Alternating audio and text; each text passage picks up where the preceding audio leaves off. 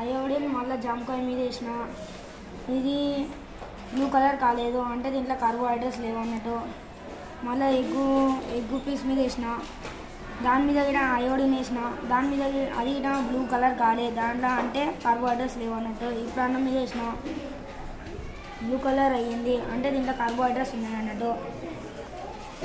మళ్ళీ ఫస్ట్ కనిపిస్తుంది అయోడిన్ వేసినప్పుడు బ్లూ కలర్ అయితే కార్బోహైడ్రేట్స్ ఉన్నాయని తెలుస్తుంది, బ్లూ కలర్ కాకుంటే కార్బోహైడ్రేట్స్ లేవని తెలుస్తుంది.